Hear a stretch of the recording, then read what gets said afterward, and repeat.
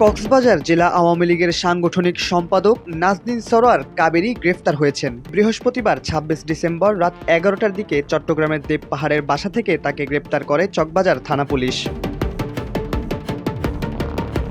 স্থানীয়রা জানিয়েছেন, এদিন রাত ১০টার দিকে পুলিশের সঙ্গে স্থানীয় বিএনপি, জামায়াত ও বৈষম্যবিরোধী ছাত্র আন্দোলনের কয়েকজন নেতাকর্মীরা কাবেরীর বাসার সামনে অবস্থান নেন। পরে পুলিশ গিয়ে ওই বাসা থেকে কাবেরীকে গ্রেপ্তার করে।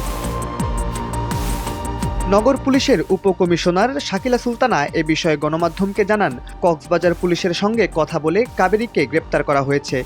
তার বিরুদ্ধে মামলা কক্সবাজারে থাকবে, তাকে কক্সবাজার পুলিশের কাছে পাঠানো হবে। সাংবাদিকদের করা এক প্রশ্নের জবাবে তিনি আরও বলেন, গ্রেপ্তারের সময় সেখানে বৈষম্যবিরোধী ছাত্র আন্দোলনের একটি অংশের নেতাকর্মীরা উপস্থিত ছিলেন। পুলিশ জানায়, গোপন সংবাদের ভিত্তিতে পাওয়া তথ্যের মাধ্যমে নাজনীন সরোয়ার কাবেরীকে চট্টগ্রামের চকবাজার থানার দেবপাহাড় এলাকা থেকে গ্রেপ্তার করা হয়। তার বিরুদ্ধে একাধিক মামলা রয়েছে। তাকে কক্সবাজার জেলা পুলিশের কাছে হস্তান্তরের প্রক্রিয়া চলছে। কক্সবাজারের রামুর বাসিন্দা নাজনীন সরোয়ার কাবেরী কক্সবাজার ৩ আসনের সাবেক সংসদ ও জাতীয় সংসদের সাবেক হুইপ সাইমুম সরোয়ার কামালের বোন। সামাজিক যোগাযোগের মাধ্যম ফেসবুকে নানা বিষয়ে ভিডিও আপলোড করে তিনি আলোচিত হয়েছিলেন। আলোচিত সমালোচিত এই নেত্রী ফেসবুকে ভাইরাল ছিলেন। ডেস্ক রিপোর্ট, দৈনিক ডেস্টিনি।